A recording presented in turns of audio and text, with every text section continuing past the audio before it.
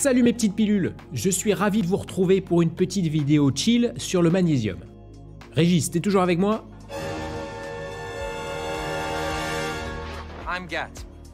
Alors on va voir dans une première partie ce qu'est le magnésium et quel est son rôle dans l'organisme. Puis dans la deuxième partie, nous étudierons les différents types de magnésium, les bons et les moins bons.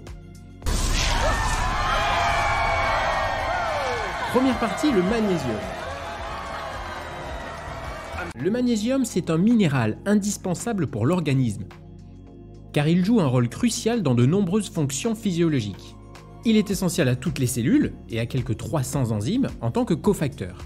Petit rappel, un cofacteur, c'est une molécule d'assistance qui aide aux transformations biochimiques, ce qui en fait l'un des minéraux les plus abondants dans le corps humain, principalement stockés dans les os, environ 60%, et les muscles, 25%.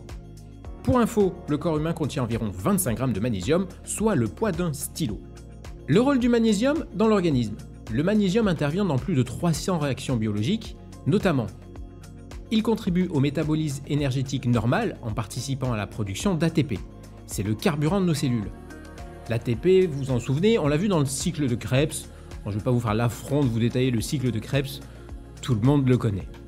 Le magnésium est impliqué dans les mécanismes de contraction et de relâchement musculaire. Le magnésium contribue aussi au bon fonctionnement du système nerveux et à des fonctions psychologiques normales. Il participe au maintien d'une ossature et d'une dentition normale. Et enfin, le magnésium aide à réduire la fatigue. L'apport quotidien recommandé varie selon l'âge et le sexe, mais on l'estime à 360 mg de magnésium par jour pour les femmes et 420 mg de magnésium par jour pour les hommes. Et on peut même forcer un peu pour les femmes enceintes et les sportifs. Des études en Europe et en Amérique du Nord ont montré que notre alimentation occidentale est 30 à 50% plus pauvre en magnésium que l'apport quotidien recommandé. Et oui, je suis désolé de vous l'apprendre, mais il n'y a pas assez de magnésium dans notre assiette. Alors Régis, pourquoi? Parce qu'au cours des 100 dernières années, l'usage croissant d'engrais et la consommation importante de nourriture transformée a fortement réduit le magnésium de notre alimentation. Tristesse. Alors où trouver ce magnésium? Les principales sources alimentaires de magnésium comprennent les oléagineux, le chocolat noir, les céréales et farines complètes, et certains fruits de mer. Et en cas de déficit, des symptômes tels que la fatigue, des crampes musculaires ou des troubles du rythme cardiaque peuvent apparaître. Tiens, question piège, vous savez comment on l'appelle la paupière qui tressaute là? Vous savez? Je suis sûr que vous l'avez déjà eu. Allez, répondez-moi en commentaire, plus que quelques secondes. Trop tard. Eh bien c'était la myokymie. Ouais. Donc si tu savais pas, tu t'abonnes, tu likes, tu partages à tous tes contacts. Merci. Revenons à nos moutons. La bonne nouvelle, c'est qu'une supplémentation en magnésium peut être envisagée, notamment en période de stress intense, lors d'efforts physiques importants ou quand vous faites de la myokymie. Et ceci nous amène à la deuxième partie. Deuxième partie, les différents magnésiums. Car oui, il n'y a pas qu'un magnésium, sinon c'est trop facile. Il existe différents sels de magnésium, et on va les classer en 3 catégories, du plus nul au best of the best.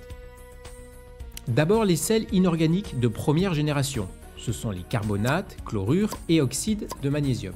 Ceux-là, il faut les fuir, car ils sont mal tolérés, donc peu absorbés, et ont un effet laxatif, donc regardez bien la composition ou demandez à votre pharmacien préféré.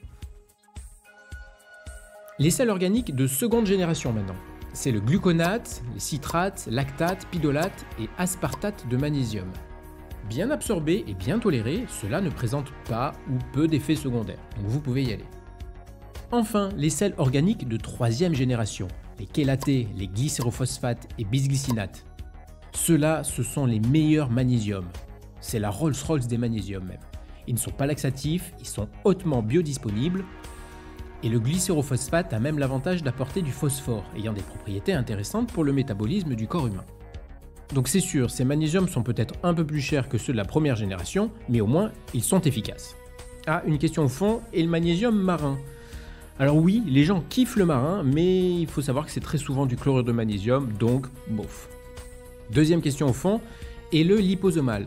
Alors les liposomes, c'est une forme d'encapsulation, on pourrait dire, et le liposome est très bien absorbé par l'organisme. Donc tout ce qui est liposomé est très bien absorbé.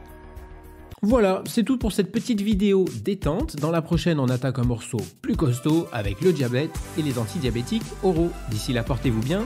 La bise YouTube.